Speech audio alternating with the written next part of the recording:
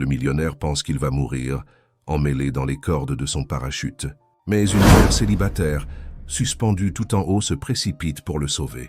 C'est elle qui tient sa vie entre ses mains, quand personne d'autre ne le pourrait. Et le destin écrit une rencontre impossible entre ciel et verre. Que pensez-vous qu'il va se passer dans cette histoire? Commentez et n'oubliez pas de vous abonner à notre chaîne et dites-nous de quelle ville vous nous regardez.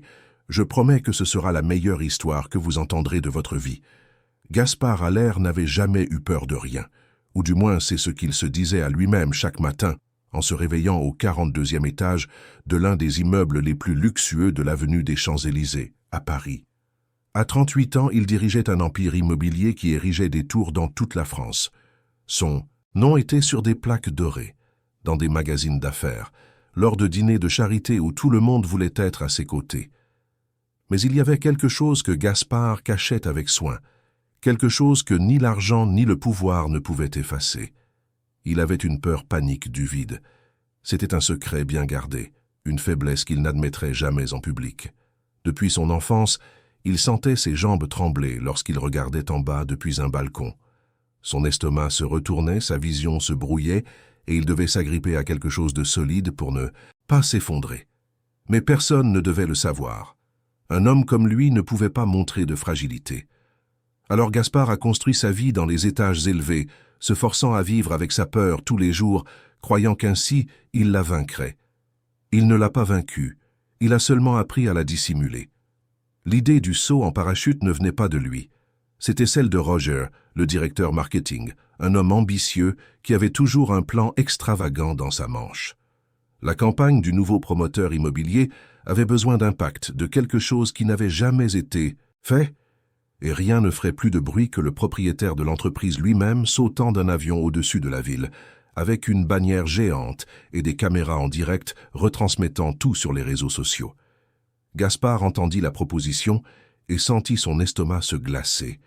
Mais Roger avait déjà posté un sondage sur les réseaux. « Voulez-vous voir Gaspard Haller sauter en parachute ?» 60 000 personnes avaient déjà voté oui. Il était trop tard pour reculer. Le matin du saut, Gaspard se réveilla la bouche sèche et le cœur battant à tout rompre.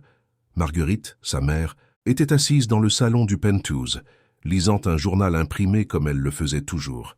C'était une femme à la posture impeccable, aux cheveux argentés relevés en un chignon élégant, aux vêtements discrets mais chers, et au regard qui semblait évaluer tout et tous autour d'elle. Depuis que Laure, sa belle-fille, était partie dans un accident de voiture il y a 2 ans, Marguerite avait pris le contrôle de la famille. Elle n'a pas demandé la permission. Elle a simplement pris les rênes et a commencé à tout décider. La routine de son petit-fils Pierre, les employés de la maison, même les engagements de Gaspard. Lui, encore secoué par la perte de sa femme, l'a laissé faire. Il semblait plus facile de ne pas résister. « Bonjour, mère », dit Gaspard en se servant un café. « Tu vas vraiment faire cette bêtise ?» demanda Marguerite sans lever les yeux de son journal. « Ce n'est pas une bêtise. C'est une stratégie marketing. C'est de l'exhibitionnisme de bas étage. Mais tu as toujours aimé te faire remarquer. » Gaspard prit une profonde inspiration. Ça ne valait pas la peine de discuter. Il termina son café en silence et se dirigea vers la chambre de Pierre. Le garçon était assis par terre, jouant avec des blocs de construction. Ses yeux marrons étaient grands et expressifs, mais il ne regardait pas son père. Pierre avait 6 ans et ne parlait plus depuis le jour où Laure était partie. Les médecins disaient que c'était un blocage émotionnel, qu'il avait besoin de temps, de thérapie, de patience. Gaspard a tout essayé. Il a emmené son fils chez les meilleurs spécialistes, a acheté des jouets, a engagé des nounous. Rien n'a fonctionné. Pierre vivait dans un monde silencieux et lointain et Gaspard ne savait pas comment l'atteindre. « Salut, champion » dit Gaspard en s'accroupissant à côté de son fils. « Papa va faire quelque chose d'important aujourd'hui. Ça va être sympa. Tu verras à la télé, d'accord ?» Pierre ne répondit pas, ne le regarda pas. Il empila simplement un autre bloc. Gaspard caressa les cheveux du garçon et sortit de la chambre avec une boule dans la gorge. Quelques heures plus tard, il était dans le petit avion, s'élevant de plus en plus haut au-dessus de Paris. La ville s'étendait en dessous comme un tapis gris et brun, coupé par des avenues et des fleuves pollués. Gaspard sentait ses mains transpirer à l'intérieur de ses gants. L'instructeur à côté de lui disait quelque chose, donnait des instructions, mais Gaspard pouvait à peine entendre. Le sang pulsait dans ses oreilles. Il regarda la porte ouverte de l'avion et sentit le vertige monter comme une vague. Il ne pouvait pas le faire. Il n'y arriverait pas. Mais tout le monde regardait. Des milliers de personnes. Roger était au sol, coordonnant la retransmission en direct. Les caméras étaient allumées. Il n'y avait pas de retour en arrière possible. Gaspard ferma les yeux, compta jusqu'à 3 et sauta. Les premières de secondes furent de la terreur pure. Le vent lui cinglait le visage. Son corps tombait en chute libre, et Gaspard ne pouvait plus respirer. Quand le parachute s'ouvrit enfin, il sentit une traction violente et pensa que tout irait bien. Mais ce n'était pas le cas. Quelque chose n'allait pas. Le parachute principal ne s'était pas ouvert correctement. Il était tordu, et il commença à tourner de manière incontrôlable dans les airs. L'instructeur cria à la radio de déclencher le parachute de secours. Gaspard tira la poignée, et le parachute de secours s'ouvrit avec force mais de manière irrégulière. Au lieu de le stabiliser, le courant d'air le poussa sur le côté. Il vit l'immeuble s'approcher bien trop vite, il tenta de manœuvrer, mais n'eut pas le temps. L'impact fut brutal. Gaspard heurta de côté la façade en verre de l'un des gratte-ciel du quartier, et les suspentes du parachute s'emmêlèrent dans les structures métalliques sur le flanc du bâtiment. Il resta là, suspendu, se balançant violemment avec le vent, à plusieurs mètres du sol. La panique s'empara de lui. Gaspard cria. Il cria si fort qu'il sentit sa gorge brûler. Le vent projetait son corps d'un côté à l'autre comme une feuille. Il regarda en bas et vit la rue, les voitures minuscules, les gens qui ressemblaient à des fourmis. Le vertige était insupportable. Ses mains s'agrippaient aux suspentes, mais il ne savait pas quoi faire. Il n'arrivait pas à penser. Il ne pouvait que ressentir la peur. Dans le même immeuble, quelques étages plus bas, Marine Coste nettoyait les vitres avec des mouvements précis et automatiques. Elle faisait cela depuis 3 ans, depuis qu'elle avait quitté son emploi de secrétaire pour gagner plus d'argent comme laveuse de vitres. C'était un travail risqué, mais elle n'avait pas peur du vide. En fait, Marine n'avait peur de presque rien. Elle avait déjà affronté des choses pires. Elle était attachée au câble de sécurité, avec son seau et ses chiffons à côté, quand elle entendit les cris. Elle leva les yeux et vit l'homme suspendu, se débattant, clairement en panique. Marine ne réfléchit pas à 2 fois. Elle attrapa la radio accrochée à sa ceinture et prévint la centrale qu'il y avait une urgence. Mais elle savait que les secours mettraient du temps à arriver. Le vent était fort et l'homme semblait au bord de la crise de nerfs. Elle devait agir vite. Mais il y avait un problème. Attaché à la poitrine de Marine, à l'intérieur d'un porte-bébé en tissu résistant, se trouvait Lucas, son bébé de 4 mois. Elle n'avait pas eu le choix ce matin-là. La voisine qui le gardait était malade, et Marine ne pouvait pas manquer le travail. Elle avait besoin de l'argent. Alors elle a improvisé. Elle a attaché le bébé bien fermement, a vérifié 3 fois qu'il était en sécurité, et est montée sur les câbles comme elle le faisait toujours. Lucas dormait tranquillement, ignorant le danger qui l'entourait. Marine regarda le bébé, puis l'homme qui criait « Là-haut !» Elle prit une profonde inspiration et commença à monter. Elle utilisa les techniques qu'elle avait apprises des années auparavant lorsqu'elle était bénévole dans un groupe de la protection civile. À cette époque, elle aidait lors d'inondations, d'effondrements, de situations à risque.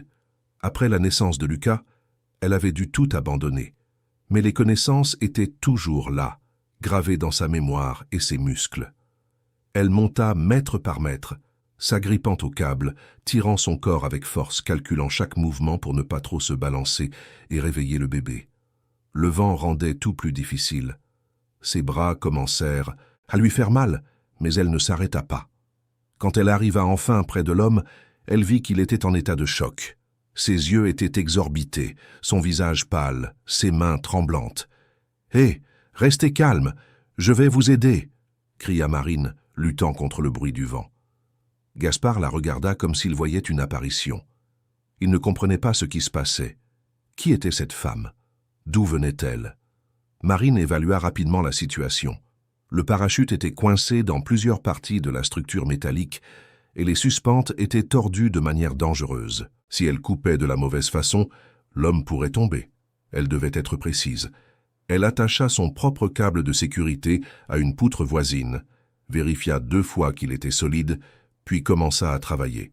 Avec un couteau qu'elle portait toujours à sa ceinture, Elle coupa les sangles superflues qui faisaient tourner l'homme. Ensuite, elle attacha des câbles de sécurité sur lui, créant une ligne de soutien. Gaspard était paralysé, mais Marine donnait des ordres fermes. « Tenez-vous ici, ne lâchez pas, faites-moi confiance !» Elle commença à le tirer en direction de l'une des fenêtres du bâtiment. C'était un travail lent et épuisant. Chaque traction exigeait toute la force qu'elle avait. Ses muscles brûlaient, la sueur coulait sur son visage, mais Marine ne s'arrêta pas. Lucas se réveilla et commença à gémir dans le porte-bébé. Elle lui murmura des mots doux, tout en continuant à tirer Gaspard. « Calme-toi, mon amour. Maman est là. Tout va bien. » C'est alors qu'un des câbles de Marine céda. Le son du métal se rompant fut sec et effrayant. Marine sentit son corps chuter de quelques centimètres avant que le second câble ne la retienne. Elle et Gaspard restèrent suspendus dans les airs, se balançant dangereusement. Lucas se mit à pleurer plus fort. Le cœur de Marine s'emballa, mais elle ne paniqua pas. Elle ne le pouvait pas. Elle prit une profonde inspiration, ajusta sa position et regarda Gaspard. « Vous allez devoir m'aider maintenant. J'ai besoin que vous teniez ici et que vous tiriez quand je vous le dirai. » Gaspard était terrifié, mais quelque chose dans la voix de cette femme le fit réagir. Il s'agrippa là où elle lui avait dit, et quand elle donna l'ordre, il tira de toutes les forces qui lui restaient. Ensemble, ils se déplacèrent vers la fenêtre. Marine frappa la vitre avec force jusqu'à ce qu'elle se brise en éclats. Utilisant ses bras, elle tira Gaspard à l'intérieur. Il tomba sur le sol d'une pièce vide, haletant, tremblant. Marine entra juste après, portant le bébé contre sa poitrine. Elle tomba également sur le sol épuisée, mais vérifia immédiatement Lucas.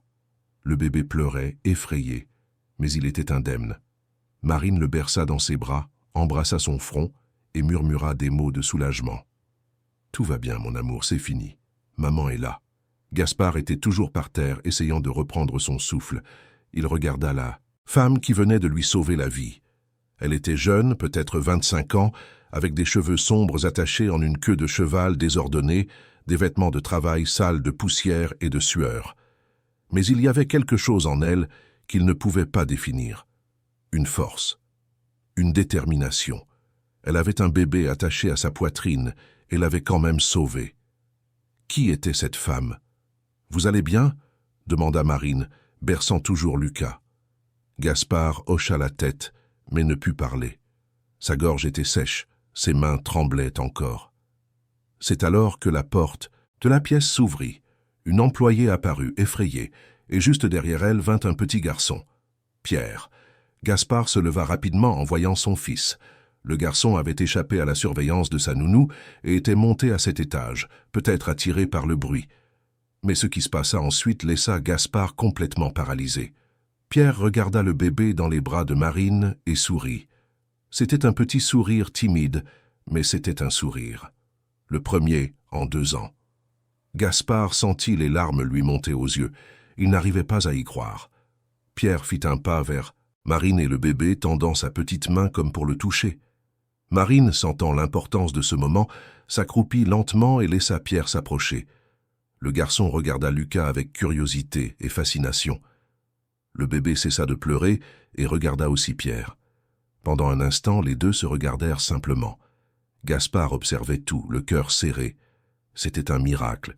Une femme qu'il n'avait jamais vue auparavant venait de faire quelque chose qu'aucun thérapeute, aucun médecin, aucun spécialiste n'avait réussi. Elle avait ramené son fils à la vie. Marine ne comprenait pas exactement ce qui se passait, mais elle sentait que ce moment était important. Elle sourit à Pierre et murmura avec douceur. « Salut, tu veux voir le bébé?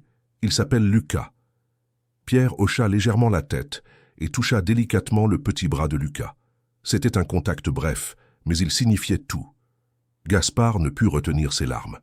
Il s'approcha, s'agenouilla à côté de son fils et pour la première fois depuis longtemps, sentit qu'il y avait peut-être de l'espoir. L'employé qui était entré avec Pierre était abasourdi par la scène. Elle appela les agents de sécurité de l'immeuble par radio et en quelques minutes, la pièce était pleine de monde.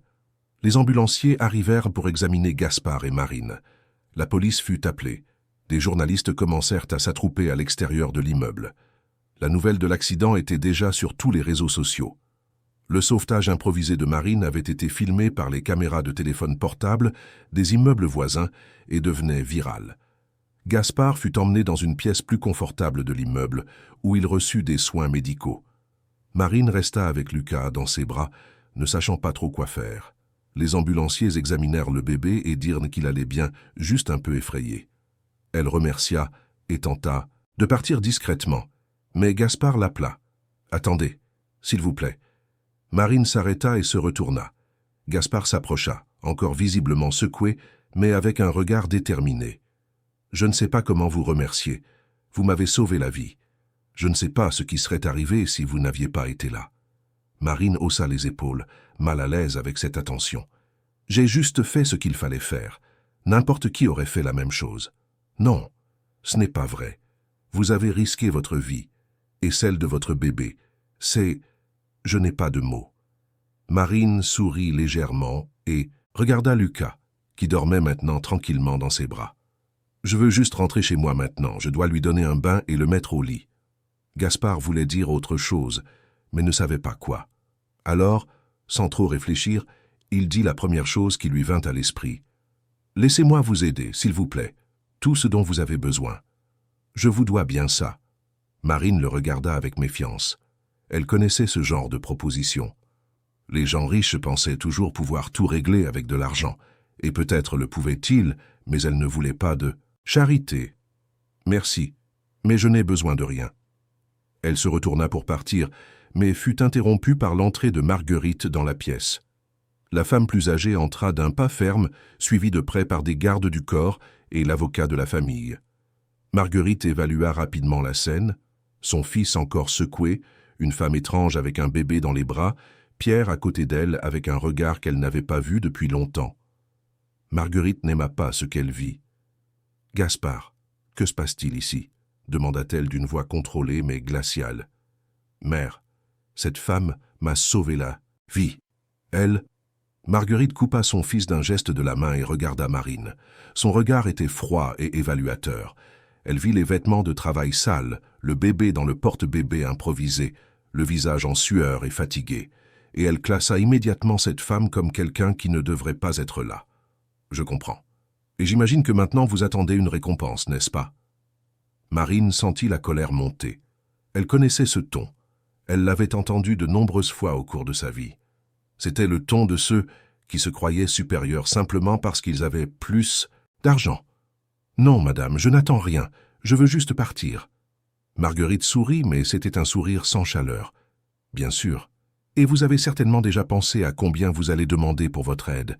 Vous avez déjà dû calculer combien vous pouvez gagner avec ça, n'est-ce pas ?»« Mère, arrête ça !» dit Gaspard, mais Marguerite l'ignora. « Je connais les gens comme vous. Vous apparaissez de nulle part. Faites une scène héroïque, et ensuite, vous facturez cher pour votre silence. Mais ça ne marchera pas avec moi. » Marine sentit ses joues devenir chaudes de colère. Elle serra Lucas plus fort contre elle et fit un pas vers Marguerite. « Vous ne me connaissez pas, et vous ne savez rien de moi. Je ne veux pas de votre argent. Je veux juste rentrer chez moi et m'occuper de mon fils. » Marguerite allait répondre, mais Pierre bougea. Le garçon attrapa la main de Marine et la regarda avec des yeux pleins de quelque chose qui ressemblait à une supplique. Marine sentit son cœur se serrer. Gaspard vit cela et prit une décision. « Mère, ça suffit. Tu n'as pas le droit de lui parler comme ça. » Marguerite se tourna vers son fils, surprise par la fermeté de sa voix. « Gaspard, tu ne penses pas clairement. Tu viens de subir un traumatisme. Ne prends pas de décision hâtive. Je sais exactement ce que je fais. Cette femme m'a sauvé la vie. Et plus important encore, elle a fait sourire mon fils pour la première fois en 2 ans. Je ne te laisserai pas la traiter ainsi. » Marguerite ouvrit la bouche pour protester, mais Gaspard se tournait déjà vers Marine. Il savait que ce qu'il allait proposer était insensé, mais il sentait que c'était la bonne chose à faire. Il ne pouvait pas l'expliquer, mais il y avait quelque chose chez cette femme dont son fils avait besoin. Quelque chose d'authentique et de vrai qui n'existait pas entre les murs froids du penthouse où il vivait. « S'il vous plaît, écoutez juste ce que j'ai à dire. J'ai vu ce qui s'est passé avec Pierre. Il a souri à votre bébé. Pour la première fois en 2 ans, il a montré une émotion. J'ai tout essayé. Médecin, thérapeute, spécialiste. Rien n'a fonctionné. Mais vous avez réussi en quelques secondes. Je ne sais pas comment, mais vous avez réussi. » Marine ne comprenait pas où il voulait en venir. « Et alors ? Je veux vous engager. Je veux que vous veniez vivre dans mon penthouse et que vous vous occupiez de Pierre, temporairement, juste jusqu'à ce qu'il se rétablisse. Je vous paierai tout ce que vous demanderez. Vous et votre bébé aurez tout ce dont vous avez besoin. » Marine le regarda comme s'il était devenu fou. « Vous êtes sérieux ? » »« Complètement. S'il vous plaît. Je vous en supplie. Mon fils a besoin de vous. » Marguerite explosa. « Gaspard, tu as perdu la tête? Tu ne connais pas cette femme. Tu ne sais pas d'où elle vient, qui elle est. Je sais qu'elle m'a sauvé la vie. Et ça suffit. » Marine était confuse. Tout cela était de la folie. Elle avait une vie, un travail, des factures à payer. Elle ne pouvait pas simplement tout laisser tomber et aller vivre chez un riche inconnu. Mais ensuite, elle regarda Lucas. Le bébé dormait tranquillement, ignorant tout. Elle pensa au logement précaire où il vivait, à la chambre minuscule qu'il partageait, aux factures en retard, à la difficulté de trouver quelqu'un pour s'occuper de lui pendant qu'elle travaillait. Et elle pensa que peut-être, juste peut-être, c'était une opportunité de donner une vie meilleure à son fils, au moins pour un temps. « J'ai besoin de réfléchir, très bien. Réfléchissez. Mais s'il vous plaît, ne partez pas encore. Restez ici aujourd'hui. Vous et le bébé pouvez rester dans une des chambres d'amis. Reposez-vous. Mangez quelque chose. Et demain, nous parlerons calmement. » Marine hésita, mais elle était épuisée. Lucas avait besoin d'un endroit sûr pour dormir. Et elle avait besoin d'un bain chaud et d'un lit décent.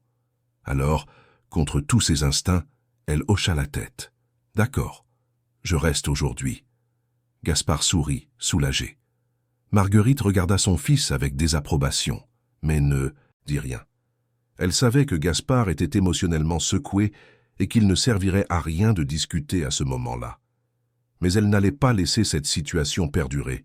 Certainement pas. Cette femme représentait une menace pour le contrôle que Marguerite avait sur la famille, et elle n'allait permettre à personne de lui enlever ce contrôle. Marine fut emmenée au penthouse de Gaspard le soir même. Quand elle entra dans l'appartement, elle n'en crut presque pas ses yeux. C'étaient 3 étages de pur luxe, des plafonds très hauts, d'immenses fenêtres avec vue sur toute la ville, des meubles qui ressemblaient à des œuvres d'art, une cuisine plus grande que tout l'appartement où elle vivait. Tout était imposant et intimidant. Marine se sentit déplacée, comme si elle n'appartenait pas à cet endroit. Et peut-être qu'elle n'y appartenait pas, en effet. Une des employées la conduisit à une des chambres d'amis. La chambre était plus grande que le salon de son appartement. Elle avait un lit king size, une salle de bain privée avec baignoire et même un berceau neuf encore dans sa boîte. Gaspard l'avait fait acheter dès leur arrivée. Marine mit Lucas dans le berceau après lui avoir donné un bain et l'avoir changé. Le bébé s'endormit rapidement, enfin détendu après une journée si intense. Marine prit un long bain chaud, sentant ses muscles endoloris se détendre. Quand elle sortit, elle enfila l'un des vêtements propres qu'on lui avait laissés et s'allongea sur le lit. C'était le lit le plus confortable dans lequel elle avait jamais dormi. Mais elle n'arrivait pas à se détendre complètement. Elle sentait qu'elle entrait dans un monde qu'elle ne connaissait pas, un monde de règles qu'elle ne comprenait pas. Et elle avait le sentiment que tout cela pouvait s'effondrer à tout moment. À l'étage supérieur, Gaspard était assis dans le salon regardant la ville en contrebas. Pierre dormait enfin, après une journée qui avait tout changé. Gaspard n'arrivait toujours pas à digérer tout ce qui s'était passé. L'accident, le sauvetage, le sourire de son fils. Cela semblait un rêve ou un miracle. Il ne savait pas laquelle des 2 options il préférait croire. Marguerite entra dans le salon et s'assit à côté de son fils. Elle attendit quelques secondes avant de parler, choisissant ses mots avec soin. « Gaspard, je comprends que tu sois secoué, et je comprends que ce qui est arrivé à Pierre était important. Mais tu dois réfléchir avec ta tête, pas avec ton cœur. Tu ne connais pas cette femme, tu ne sais rien d'elle. Et tu vas mettre ton fils entre ses mains ?» Gaspard soupira. « Mère, je sais que ça semble fou, mais j'ai vu ce qui s'est passé. » Pierre a souri. Après si longtemps sans rien montrer, il a souri. « On ne peut pas ignorer ça. Et tu penses que cette femme est la réponse? Une laveuse de vitres avec un bébé? Gaspard, réfléchis bien. Que sais-tu vraiment d'elle ?»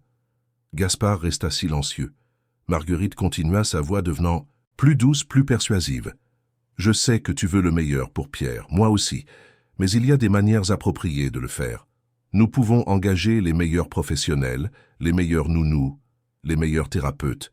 Nous n'avons pas besoin d'une étrangère dans notre maison. Elle n'est pas une étrangère, elle m'a sauvé la vie. Et tu l'as déjà récompensée pour ça. Tu lui as donné un endroit pour dormir, de la nourriture, la sécurité. Mais ça ne veut pas dire qu'elle doit rester. » Gaspard pense à ce que Laure dirait si elle était là.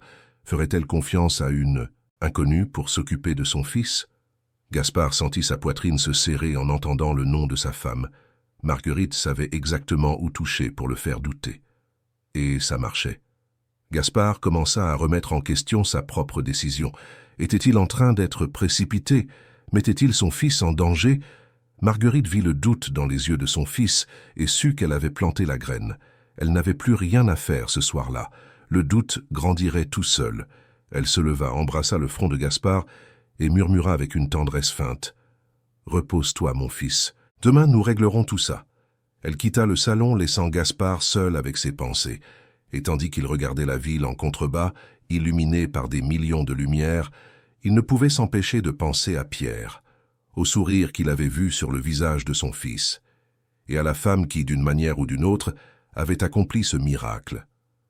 Dans la chambre d'amis, Marine non plus ne parvenait pas à dormir. Elle regardait Lucas dormant paisiblement dans le berceau et se demandait ce qu'elle faisait là. Tout semblait irréel. Quelques heures plus tôt, elle nettoyait des vitres sur un immeuble quelconque, gagnant honnêtement sa vie. Maintenant, elle était dans un penthouse luxueux, se voyant offrir une somme d'argent qu'elle ne pouvait même pas imaginer pour s'occuper d'un garçon qu'elle ne connaissait pas. Cela semblait trop beau pour être vrai, et Marine avait appris au fil de sa vie que lorsque quelque chose semblait trop beau pour être vrai, c'était généralement le cas. Mais ensuite, elle pensa au regard de ce garçon. Pierre, la façon dont il avait regardé Lucas, avec espoir, avec curiosité, avec vie. Et Marine sentit quelque chose bouger dans sa poitrine. Peut-être qu'elle pouvait aider. Peut-être que pour un temps, elle pouvait faire une différence dans la vie de cet enfant. Et peut-être, juste peut-être, qu'elle pouvait aussi donner une meilleure chance à Lucas. Elle ferma les yeux et s'endormit enfin, sans savoir que cette décision changerait sa vie pour toujours, et que les jours suivants apporteraient des défis qu'elle ne pouvait même pas imaginer, parce que Marguerite Allaire n'était pas une femme qui acceptait de perdre le contrôle, et elle ferait n'importe quoi, absolument n'importe quoi, pour maintenir sa domination sur la famille, même si cela signifiait détruire la vie d'une jeune innocente, qui voulait seulement faire le bien. La ville dehors continuait de vivre vibrant d'énergie et de mouvement. Paris ne dormait jamais. Et cette nuit-là, 3 vies s'étaient entrelacées d'une manière qu'aucun d'eux n'aurait pu prévoir. Le millionnaire qui avait peur du vide, la mère célibataire qui avait du courage à revendre, et le garçon silencieux qui avait enfin trouvé une raison de sourire à nouveau. Ce qui allait suivre était imprévisible. Mais une chose était sûre, rien ne serait plus jamais comme avant. Marine se réveilla avec les rayons du soleil entrant par les immenses fenêtres de la chambre. Un instant, elle oublia où elle était.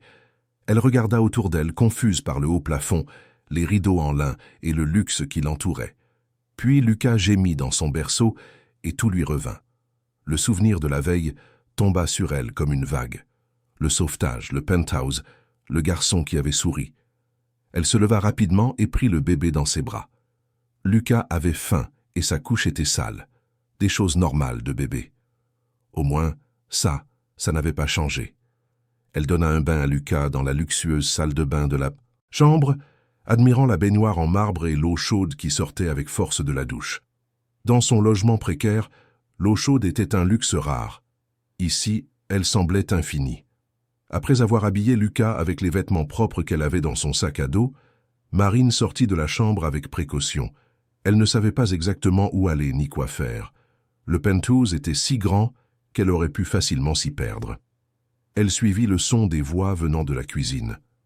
En entrant, elle trouva une employée plus âgée préparant le petit déjeuner. La femme avait environ 50 ans, des cheveux grisonnants attachés en un chignon simple et un tablier blanc impeccable. Elle se tourna en entendant Marine entrer et sourit gentiment. « Bonjour, vous devez être Marine. Je suis Carmen. Je m'occupe de la maison depuis 15 ans. »« Bonjour. répondit Marine, un peu timide. « Excusez-moi d'arriver comme ça. Je ne savais pas si je pouvais. » « Bien sûr que vous pouvez. La maison est grande, mais faites comme chez vous. Voulez-vous un café ? J'ai fait des gougères fraîches. » Marine sentit son estomac gargouiller. Elle n'avait pas dîné la veille et était affamée. Elle s'assit à la table de la cuisine, tenant toujours Lucas, et Carmen lui servit un café au lait bien chaud et une corbeille de gougères fumantes. L'odeur était délicieuse. Marine mangea lentement, savourant chaque bouchée. Carmen observait avec un sourire discret. « Le bébé est magnifique. Combien de mois ? » « 4. Il s'appelle Lucas. » « Joli nom. Je peux le tenir un peu pendant que vous mangez correctement ?» Marine hésita, mais Carmen avait une manière maternelle qui inspirait confiance. Elle passa Lucas dans les bras de l'employé et le bébé ne se plaignit pas. Carmen le berça avec habileté, lui murmurant des mots affectueux. Marine en profita pour manger plus calmement. « Carmen, je peux vous demander quelque chose ? » « Bien sûr. Commencez de travailler ici, je veux dire avec la famille. » Carmen réfléchit un instant avant de répondre, choisissant ses mots avec soin. « Monsieur Gaspard est un homme bon, très bon. Mais après le départ de Madame Laure, il s'est perdu. Il s'est noyé dans le travail et a laissé beaucoup de choses entre les mains de Madame Marguerite. Et elle, eh bien, elle aime que tout soit fait à sa manière. Elle ne m'a pas beaucoup apprécié, dit Marine à voix basse. Carmen sourit. De manière compréhensive. Madame Marguerite n'aime pas les changements. Et vous représentez un grand changement. Mais ne vous inquiétez pas. Si Monsieur Gaspard a dit que vous pouviez rester, vous le pouvez. Je n'ai pas encore décidé si je vais rester. Carmen regarda Marine dans les yeux. Ce garçon a besoin de vous. J'ai vu ce qui s'est passé hier. Pierre a souri. Je travaille ici depuis 15 ans et je n'ai jamais vu ça. Ça fait 2 ans qu'il ne montre rien. Il reste juste dans sa chambre à jouer seul, sans parler, sans sourire. C'est à fendre le cœur. Si vous pouvez l'aider, je pense que vous devriez. Marine resta silencieuse, sentant le poids de cette responsabilité.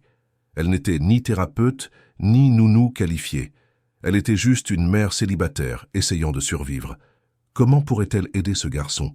C'est alors que Pierre entra dans la cuisine. Il était en pyjama, les cheveux en désordre et les yeux encore un peu endormis. Mais quand il vit Marine et Lucas, son visage s'illumina. Ce n'était pas un sourire complet, mais c'était une lueur dans son regard, une reconnaissance. Le garçon s'approcha lentement et s'arrêta à côté de Marine, regardant le bébé dans les bras de Carmen. « Bonjour Pierre, dit Marine gentiment. Tu veux t'asseoir à côté de moi ?» Pierre hocha la tête et s'assit sur la chaise à côté d'elle. Carmen remit Lucas dans les bras de Marine et servit un verre de lait à Pierre avec quelques gougères. Le garçon mangea lentement, sans quitter Lucas des yeux. Marine le remarqua et eut une idée. Avec précaution, elle approcha Lucas de Pierre. « Tu veux le caresser ? Tu peux. Il faut juste être très délicat. » Pierre tendit sa petite main et toucha le petit bras de Lucas. Le bébé attrapa le doigt de Pierre et le serra fort. C'était un mouvement instinctif, mais il eut un effet puissant. Pierre regarda Marine avec surprise et quelque chose qui ressemblait à de la joie. Marine sourit. « Il t'aime bien. Les bébés savent quand quelqu'un est gentil. » Pierre ne dit rien, mais continua de tenir son petit doigt prisonnier dans la main de Lucas. Carmen observait tout avec des larmes aux yeux. C'était un moment simple, mais chargé de sens. Quelque chose changeait dans cette maison. Quelque chose qui n'avait pas changé depuis très longtemps. Gaspard entra dans la cuisine quelques minutes plus tard. Il venait de se réveiller, était en robe de chambre et semblait épuisé. La nuit avait été longue et pleine de cauchemars sur sa chute. Mais quand il vit son fils assis à table, à côté de Marine, interagissant avec le bébé, il sentit son cœur s'apaiser. C'était réel. Ce n'était pas un rêve. Pierre réagissait vraiment. « Bonjour, dit Gaspard, essayant de paraître décontracté. « Bonjour, répondit Marine. Pierre regarda son père et, pour la première fois depuis longtemps, ne détourna pas le regard. Ce ne fut qu'une seconde, mais Gaspard le remarqua. C'était un progrès. Petit, mais significatif. Il se servit un café et s'assit à table, observant la scène avec attention. Marine parlait doucement à Pierre, lui montrant comment Lucas aimait tenir des choses avec sa petite main.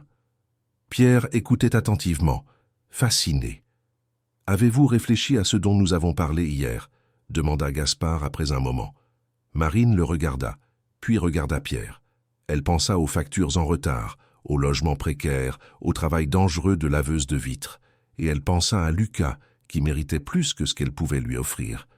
Peut-être que c'était une opportunité de lui donner un meilleur départ dans la vie, juste pour un temps, jusqu'à ce qu'elle ait assez d'argent pour se stabiliser vraiment. J'y ai pensé, et j'accepte, mais à une condition. Laquelle ? Je m'occupe de Pierre, mais je ne veux pas être traité comme une employée.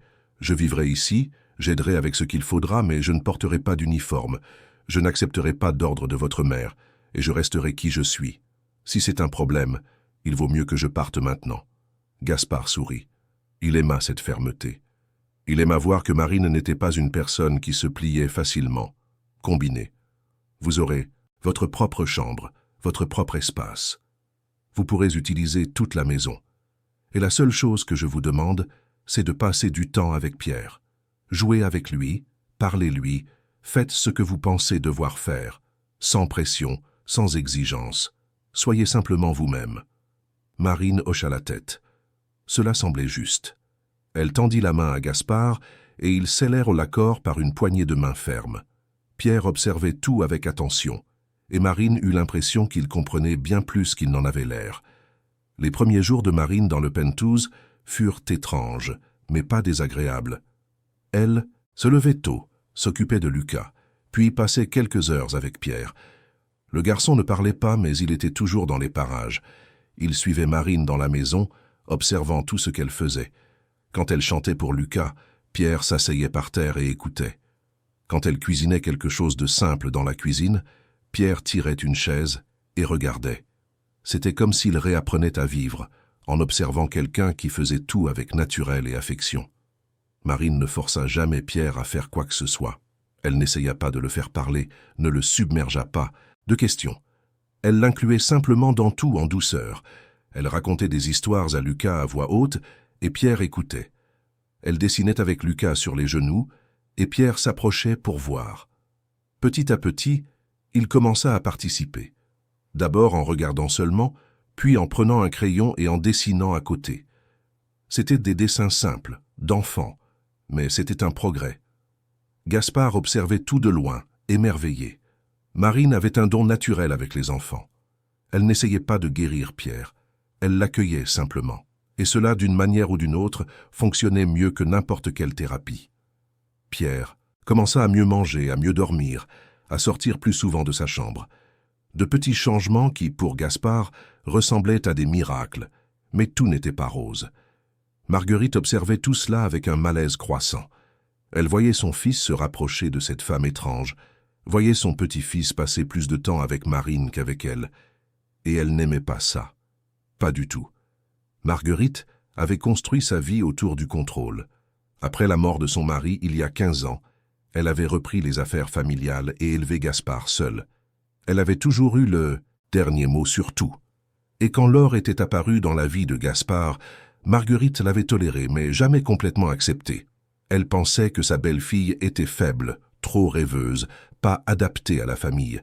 Et quand Laure était partie dans cet accident de voiture, une partie de Marguerite avait ressenti un terrible soulagement qu'elle n'admettrait jamais à voix haute. Laure hors du chemin, Marguerite était redevenue la femme la plus importante dans la vie de Gaspard et de Pierre. Et elle comptait bien que les choses restent ainsi, mais maintenant cette Marine apparaissait. Une laveuse de vitres sans éducation, formelle, sans nom de famille important, sans rien qui la qualifie pour être là. Et pire encore, Gaspard semblait enchanté par elle. Pas de manière romantique, Marguerite le savait, mais il y avait là une admiration, une gratitude qui pouvait facilement se transformer en quelque chose de plus. Et c'était inacceptable. Marguerite commença à faire de petites choses pour saper la présence de Marine, des commentaires subtils devant Gaspard, remettant en question ses choix avec Pierre. Des suggestions que Marine n'était peut-être pas la personne idéale pour s'occuper d'un enfant si délicat. Des critiques déguisées sur la façon dont Marine s'habillait, parlait, agissait, mais Gaspard ne l'écoutait pas. Il voyait des résultats. Pierre allait mieux. Et c'était tout ce qui comptait pour lui. Alors, Marguerite changea de tactique. Si elle ne pouvait pas convaincre Gaspard, Elle devait faire en sorte que Marine veuille partir d'elle-même. Elle commença à créer des situations inconfortables. Elle invitait des amis de la haute société à prendre le thé au Penthouse et demandait à Marine de servir, la traitant comme une employée devant les invités. Marine était gênée mais ne se plaignait pas. Elle ravalait sa colère et continuait. Marguerite commença aussi à faire des commentaires méchants sur Lucas, insinuant qu'un si petit bébé ne devrait pas être dans un environnement aussi agité, qu'il serait peut-être mieux pour Marine de le laisser dans une crèche. Mais Marine ne se laissait pas déstabiliser. Elle savait ce que Marguerite essayait de faire, et elle n'allait pas abandonner si facilement. Un après-midi, alors que Marine jouait avec Pierre et Lucas sur le tapis du salon, Marguerite entra avec une invitée. C'était Flavie, une vieille amie de la famille. Une femme du même âge que Marguerite, avec des bijoux chers et une posture altière. Les deux femmes s'assirent sur le canapé et commencèrent à converser à voix haute, ignorant Marine et les enfants. « Tu as vu la fête de Carla ce week-end » demanda Flavie. « C'était spectaculaire. Dommage que tu ne sois pas venue, Marguerite. J'étais occupée. Tu sais ce que c'est, s'occuper de la famille. » Flavie regarda Marine et les enfants par terre et sourit faussement. « Et qui est cette jeune femme? Une nouvelle nounou ?» Marine sentit la colère bouillir, mais Marguerite fut plus rapide. « Pas exactement. C'est une jeune femme que Gaspard a engagée temporairement pour aider avec Pierre. Elle nettoyait des vitres sur un immeuble quand elle a sauvé Gaspard d'un accident. Une histoire dramatique, tu sais comment sont ces choses. » Flavie écarquilla les yeux, feignant la surprise. « C'est intéressant. Et elle vit ici ?»« Pour l'instant. » « Quelle générosité de ta part, Marguerite. Toutes les familles n'accepteraient pas une personne étrangère chez elles, surtout avec un si petit enfant. » Marguerite sourit, mais le sourire n'atteignit pas ses yeux. « Eh bien, je fais ce que je peux pour la famille, même quand les décisions ne sont pas les miennes. » Les deux femmes continuèrent à discuter, faisant des commentaires subtils qui étaient clairement destinés à Marine. Elles parlaient d'éducation appropriée, de l'importance d'avoir des références, de la façon dont certaines personnes essayaient de profiter de la bonne volonté des autres. Marine écoutait tout en silence, mais sentait l'humiliation lui brûler la poitrine. Pierre, qui jouait à côté d'elle, perçut la tension. Il regarda Marine et vit les larmes retenues dans ses yeux. Alors il fit quelque chose d'inattendu. Il se leva, marcha jusqu'à Marguerite et tira la manche de son chemisier. Marguerite regarda son petit-fils surprise. Pierre n'avait jamais fait ça avant. Il ne demandait jamais d'attention, ne cherchait jamais le contact. Mais maintenant, il était là, la regardant avec intensité. Et puis, pour la première fois en 2 ans, Pierre parla. Ce ne furent que 2 mots, mais ils furent comme un coup de tonnerre. « Arrête, mamie. » La pièce tomba dans un silence absolu. Marguerite devint blême. Flavie regarda de l'un à l'autre sans comprendre. Marine sentit les larmes s'échapper enfin. Pierre avait parlé, pour elle, pour la défendre. Le garçon se retourna, revint à côté de Marine et se rassit, prenant Lucas sur ses genoux avec son aide. Marguerite ne savait pas quoi dire. Elle avait attendu si longtemps pour entendre la voix de son petit-fils, et ses premiers mots étaient pour lui demander d'arrêter d'être cruelle. L'humiliation était insupportable. « Flavie, je pense qu'il vaut mieux que tu partes, » dit Marguerite d'une voix tremblante. « Je dois m'occuper d'affaires familiales. » Flavie partit rapidement, clairement mal à l'aise avec la situation. Marguerite resta assise sur le canapé, regardant son petit-fils avec un mélange de choc et de colère. Pierre ne la regarda pas en retour. Il était concentré sur Lucas, faisant des grimaces au bébé qui riait et frappait dans ses mains. C'était une scène de pure innocence et de joie. Et Marguerite réalisa quelque chose. De terrible. Elle était en train de perdre son petit-fils. Cette femme lui volait l'amour de Pierre. Et Marguerite ne pouvait pas le permettre. Ce soir-là, Gaspard rentra plus tôt à la maison. Carmen l'intercepta dans le hall et lui raconta ce qui s'était passé. Gaspard monta en courant dans la chambre de Pierre. Le garçon était couché dans son lit, avec Marine assise à côté, lui racontant une histoire à voix basse. Lucas dormait dans le berceau à côté. Gaspard s'arrêta à la porte, ne voulant pas interrompre. Il observa la scène pendant quelques minutes. Marine racontait l'histoire, simplement mais de manière captivante. Pierre écoutait attentivement, les yeux commençant à se fermer de sommeil. C'était une scène si commune, si normale, mais pour Gaspard, elle était extraordinaire. C'était quelque chose qu'il n'avait pas vu depuis 2 ans. Son fils redevenant un enfant. Quand Marine remarqua Gaspard à la porte, elle sourit et lui fit signe d'entrer. Gaspard s'approcha lentement et s'assit de l'autre côté du lit.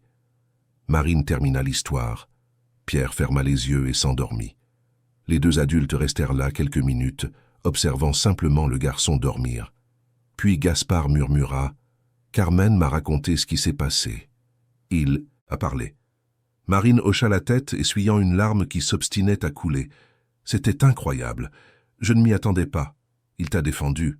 Je sais. » Gaspard regarda Marine et ressentit une gratitude si profonde que c'en était presque douloureux. « Merci. Merci de ne pas avoir abandonné. De rester. De t'occuper de lui. » Marine haussa les épaules, essayant de paraître désinvolte. « C'est un enfant spécial. Je fais juste ce que n'importe qui ferait. » « Non. Tu fais bien plus que ça. Et je ne l'oublierai jamais. » Les deux restèrent silencieux quelques secondes de plus. Puis Marine se leva, prit Lucas du berceau, avec précaution, et sortit lentement de la chambre, laissant Gaspard seul avec son fils. Gaspard resta assis là longtemps, regardant simplement Pierre, et pour la première fois depuis le départ de Laure, il sentit qu'il y avait peut-être de l'espoir, peut-être qu'il pourrait se rétablir, peut-être qu'il pourrait redevenir une famille, même si c'était une famille différente. Mais en bas, Marguerite était aussi réveillée. Elle était assise dans sa chambre, en train de réfléchir. C'était allé trop loin. Marine gagnait trop de place dans la maison, dans le cœur de Pierre, peut-être même dans le cœur de Gaspard. Et Marguerite ne pouvait pas le permettre. Elle avait perdu sa belle-fille, mais elle n'allait pas perdre le contrôle de sa famille. Elle n'allait pas laisser une étrangère prendre la place qui était la sienne. Elle devait agir, mais elle devait être intelligente. Elle ne pouvait pas attaquer Marine directement. Gaspard ne l'accepterait pas. Elle devait donc être subtile. Elle devait détruire la crédibilité de Marine petit à petit, faire douter Gaspard d'elle, la pousser à vouloir partir d'elle-même. Et Marguerite avait de l'expérience en la matière. Elle savait comment manipuler les situations, comment semer le doute, comment monter les gens les uns contre les autres. Elle l'avait déjà fait avec Laure, et elle pouvait le refaire. Les jours suivants, Marguerite commença à exécuter son plan. D'abord, elle se mit à répandre de petites rumeurs parmi les employés de la maison. Des commentaires subtils sur le fait qu'il était étrange qu'une femme si jeune vive là, qu'elle avait peut-être des intentions cachées, que Gaspard était émotionnellement vulnérable et pouvait être facilement manipulé. Les employés, loyaux à Marguerite depuis des années, commencèrent à regarder Marine avec méfiance. Certains cessèrent d'être aussi amicaux, d'autres se mirent à l'éviter. Marine remarqua le changement, mais non, comprit pas la raison. Carmen essaya de la prévenir, mais Marine était fière. Elle pensait que si elle travaillait bien, si elle faisait du bon travail avec Pierre, tout s'arrangerait. Mais elle ne comprenait pas comment fonctionnait ce monde. Elle ne comprenait pas que dans des environnements comme celui-ci, les apparences comptaient plus que la vérité. Marguerite commença aussi à faire d'autres choses. Elle invita l'avocat de la famille à dîner et, pendant la conversation, mentionna nonchalamment qu'elle était préoccupée par la situation. Qu'une femme étrange vivant dans la maison pourrait être un problème juridique, surtout s'il arrivait quelque chose à Pierre. L'avocat, toujours prudent, fut d'accord et suggéra qu'il serait peut-être préférable de faire un contrat formel avec des clauses de responsabilité. Marguerite planta l'idée dans sa tête et savait que, tôt ou tard, il en parlerait à Gaspard. Et quand il le ferait, Gaspard commencerait à voir Marine non pas comme une sauveuse, mais comme un risque. Mais le coup le plus cruel de Marguerite était encore à venir. Elle connaissait le père biologique de Lucas, pas personnellement, mais grâce à un détective privé qu'elle avait engagé. Bruno était un homme d'une trentaine d'années, sans emploi fixe, avec qu'un historique de dettes et de problèmes d'alcool. Il avait abandonné Marine en apprenant qu'elle était enceinte et n'avait plus jamais donné signe de vie. Mais Marguerite savait que les gens comme Bruno avaient toujours un prix, et elle était prête à le payer. Elle organisa une rencontre avec Bruno dans un café discret du centre de Paris. Quand il arriva, il semblait méfiant, mais curieux. Marguerite alla droit au but. « J'ai une proposition pour vous. Je veux que vous déposiez une demande de garde pour votre fils auprès du tribunal. » Bruno écarquilla les yeux. « Quoi? Pourquoi? »« Parce que je vous paierai bien pour ça. 50 000 € maintenant. et 50 000 de plus quand vous obtiendrez la garde. » Bruno hésita. C'était beaucoup d'argent. Plus d'argent qu'il n'en avait jamais vu de sa vie. Mais il y avait quelque chose d'étrange dans tout ça. Et qu'est-ce que je fais du bébé après? Marguerite sourit froidement. Vous n'avez pas besoin de le garder. Dès que vous aurez la garde, vous me la transférerez. Je m'occuperai de tout. Vous gardez l'argent et votre liberté. Et Marine, c'est un problème que je vais résoudre. Vous avez juste à faire votre part. Bruno réfléchit un instant. Il n'avait aucun amour pour Lucas, ni pour Marine. En fait, il n'avait jamais eu d'amour pour personne d'autre que lui-même. Et 100 000 € résoudrait beaucoup de ses problèmes. Il tendit la main. Marché conclu. Marguerite lui serra la main avec satisfaction. La première pièce du plan était en mouvement. Bientôt, Marine serait détruite. Et Gaspard comprendrait enfin que Marguerite avait toujours su ce qui était le mieux pour la famille. Pendant ce temps, au Penthouse, Marine était inconsciente de tout. Elle passait ses journées à s'occuper de Lucas et de Pierre, créant une routine qui fonctionnait bien. Les deux enfants étaient devenus inséparables. Pierre passait maintenant presque tout son temps aux côtés de Lucas. Il aidait Marine à changer les couches, tenait le biberon, chantait les chansons que Marine lui apprenait.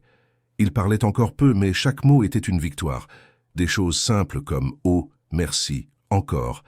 Mais c'étaient des mots que Gaspard attendait depuis si longtemps que chacun semblait un cadeau. Marine commença aussi à se sentir plus à l'aise dans le Penthouse. Non pas qu'elle appartienne à ce monde, mais elle y avait créé un espace. Un petit coin où elle et les enfants pouvaient être simplement eux-mêmes. Elle cuisinait des plats simples que Pierre adorait. Gâteaux au chocolat, riz au lait, croque-monsieur maison. Des choses que Carmen ne ferait jamais parce que Marguerite les considérait comme de la nourriture vulgaire. Mais Pierre adorait.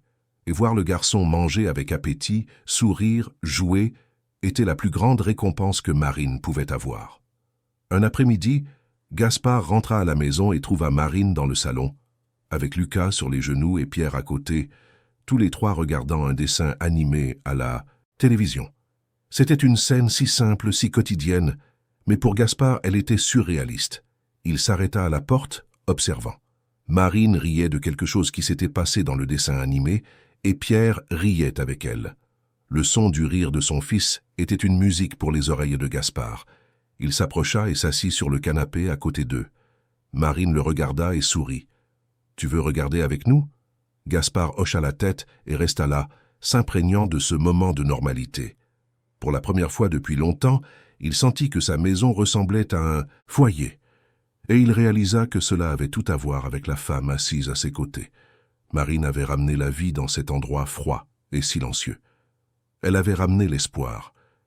Et Gaspard se surprit à penser qu'il ne voulait pas qu'elle parte. Jamais. Mais il ne savait pas comment le dire sans paraître inapproprié ou précipité.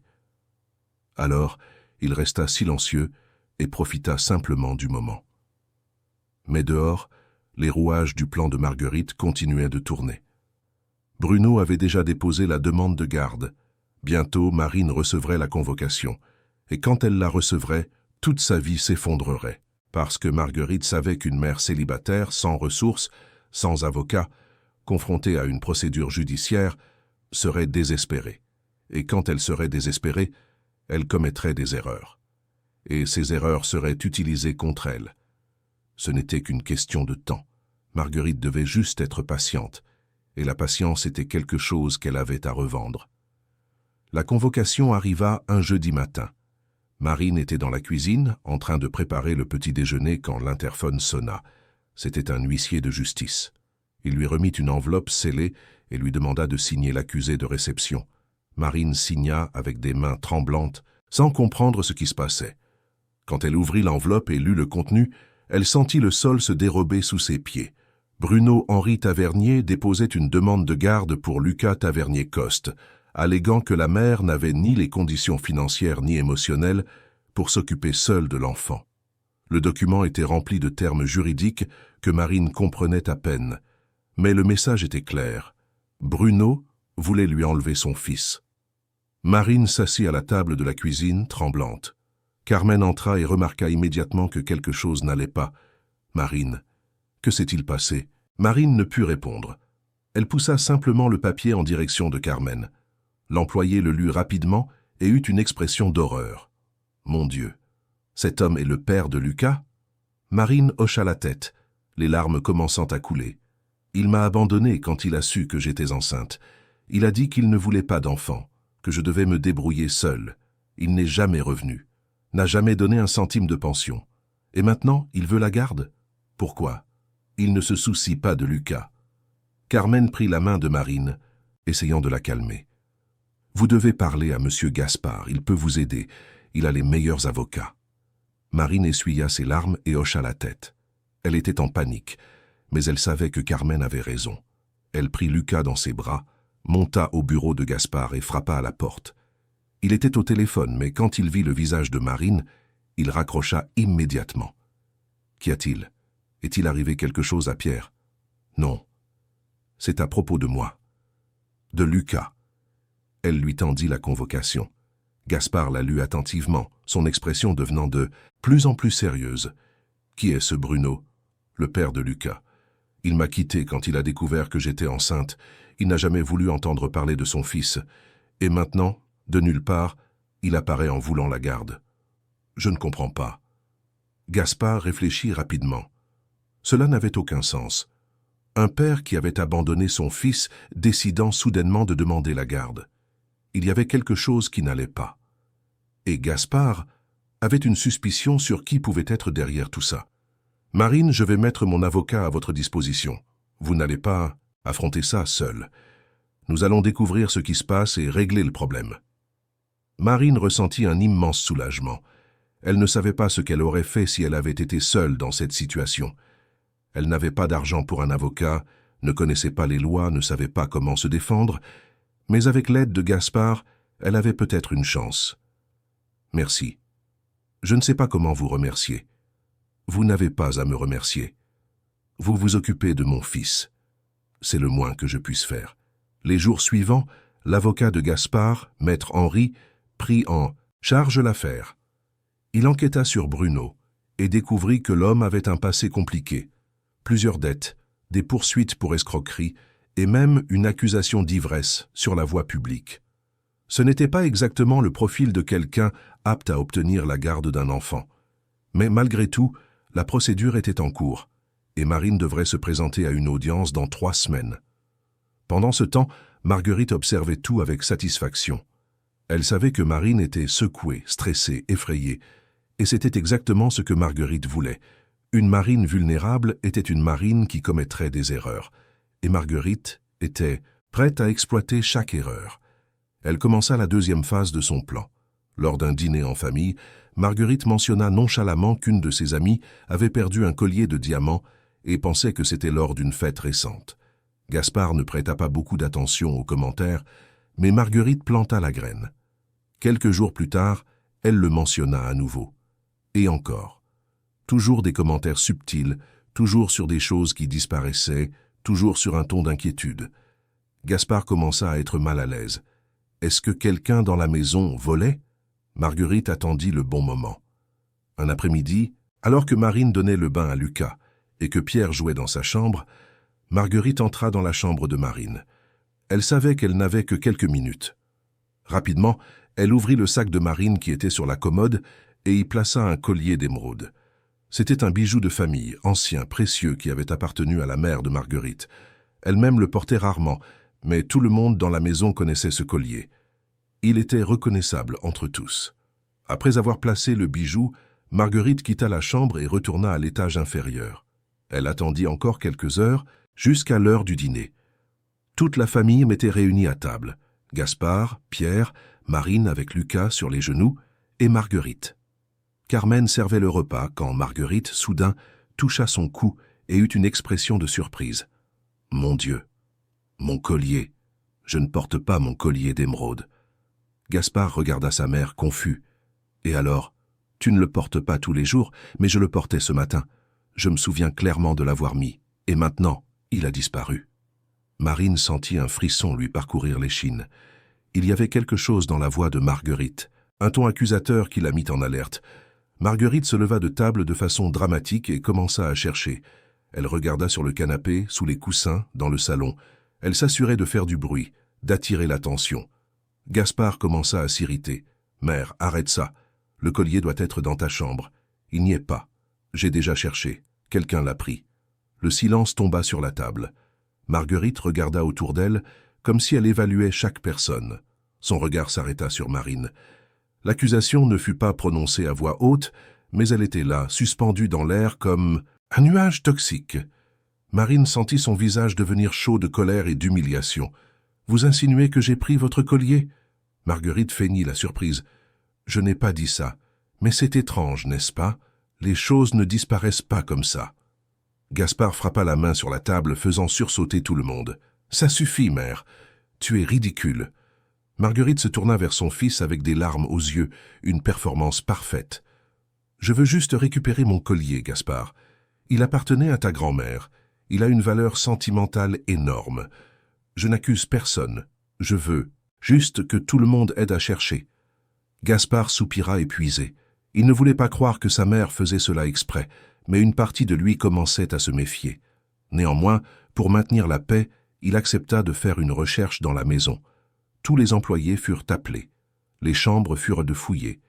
Et bien sûr, quand ils arrivèrent à la chambre de Marine, le collier fut trouvé dans son sac. Marine était sous le choc. Elle regarda le collier, puis Marguerite, puis Gaspard. Elle n'arrivait pas à y croire. « Je n'ai pas pris ça, je le jure.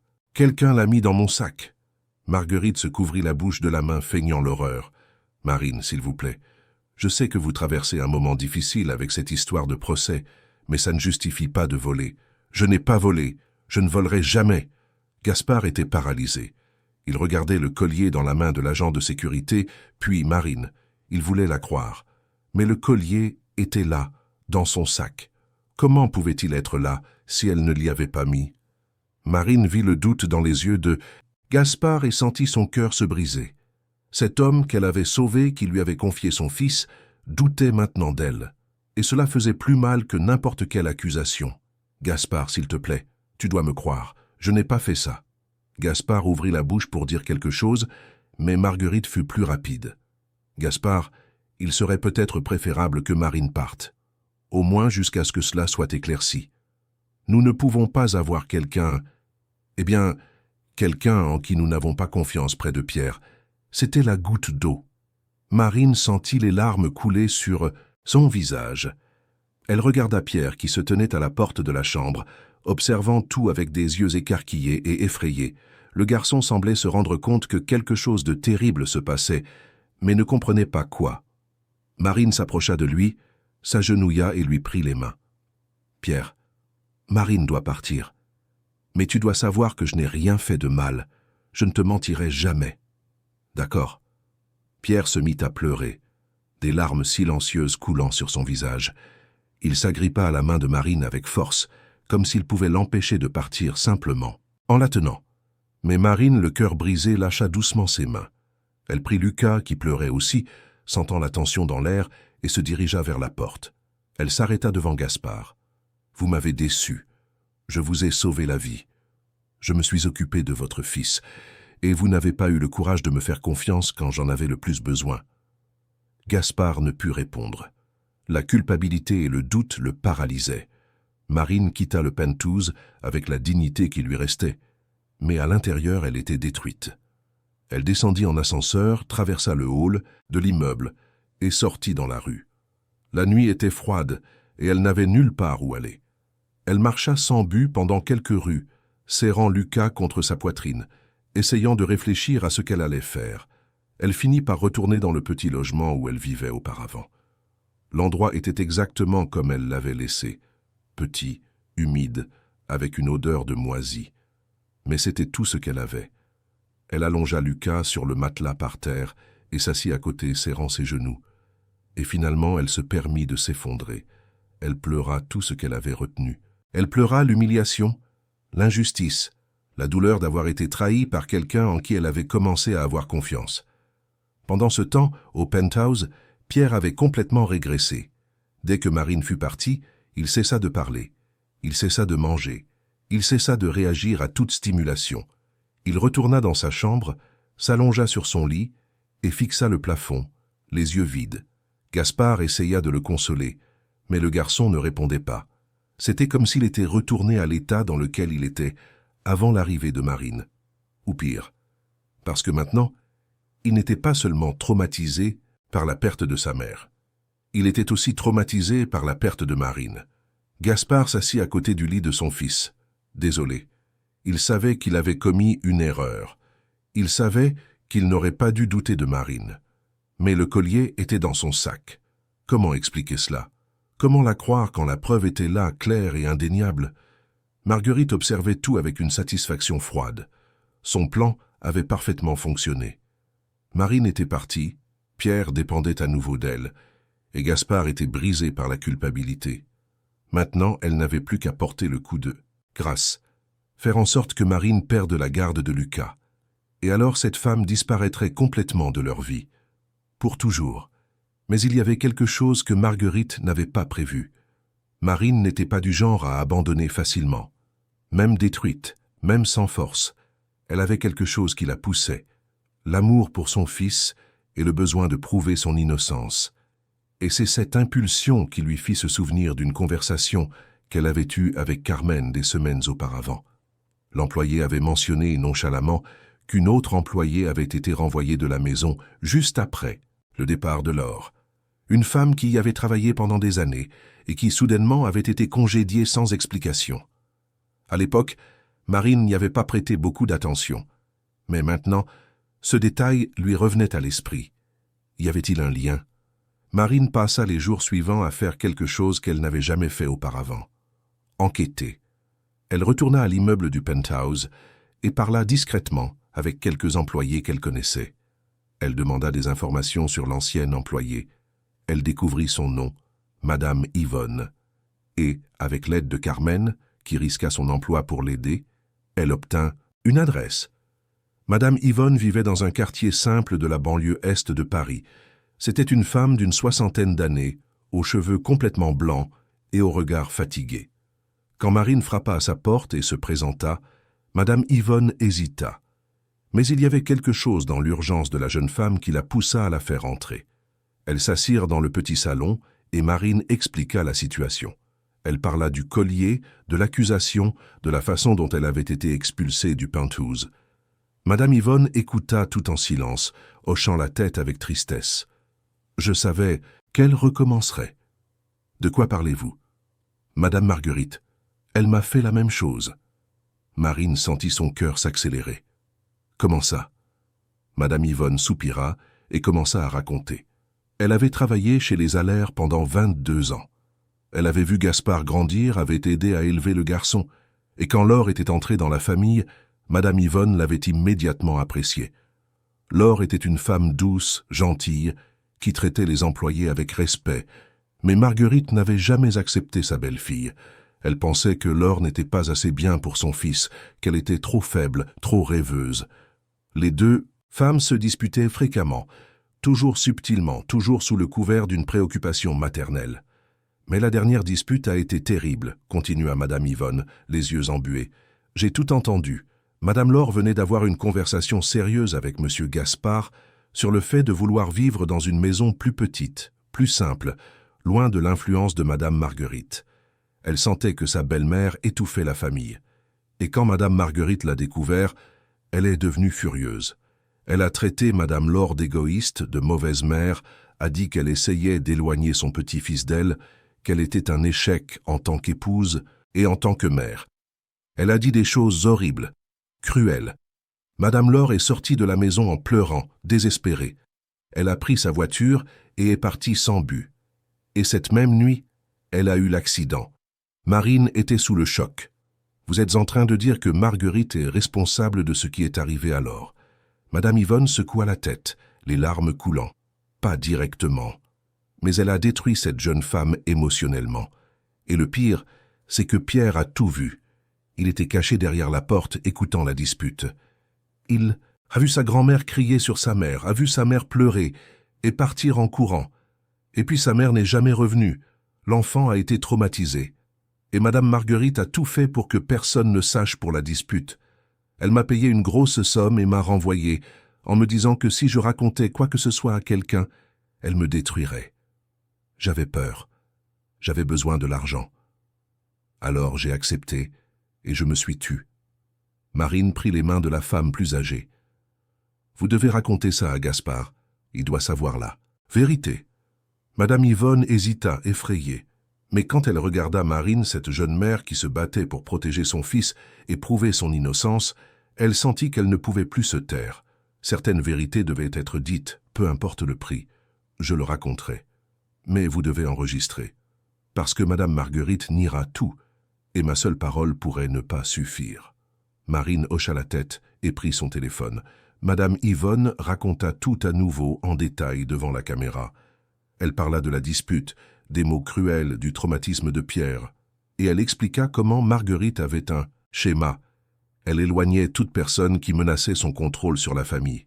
Elle l'avait fait avec Laure. Et maintenant, elle le faisait avec Marine. Quand l'enregistrement fut terminé, Marine la remercia avec des larmes aux yeux. Elle avait enfin une preuve, une façon de montrer à Gaspard qui était vraiment sa mère. Mais elle savait que ce ne serait pas facile.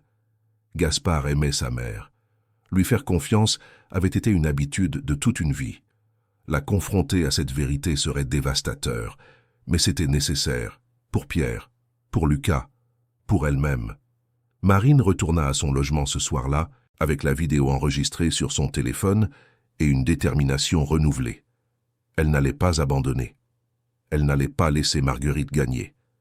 Elle allait se battre, même si cela signifiait affronter l'une des femmes les plus puissantes de Paris, parce que Marine avait quelque chose que Marguerite n'avait jamais eu, la vérité de son côté.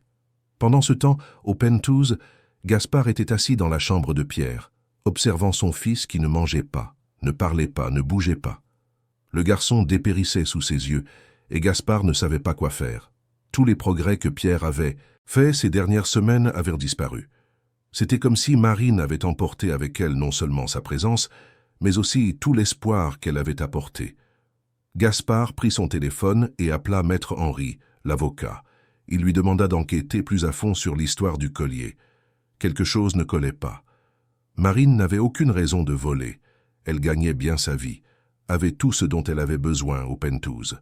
Pourquoi volerait-elle un collier? Ça n'avait aucun sens. L'avocat promit d'enquêter et raccrocha. Gaspard resta assis dans le noir, à côté du lit de son fils, à réfléchir. Et plus il réfléchissait, plus il en était certain. Il avait commis une terrible erreur. Il avait laissé le doute l'emporter sur la confiance.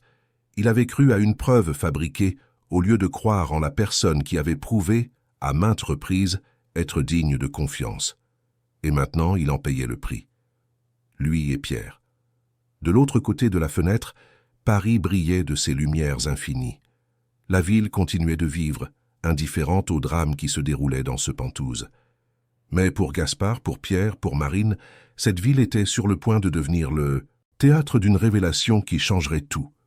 Parce que la vérité, aussi douloureuse soit-elle, était sur le point d'éclater. Et quand elle éclaterait, rien ne resterait comme avant.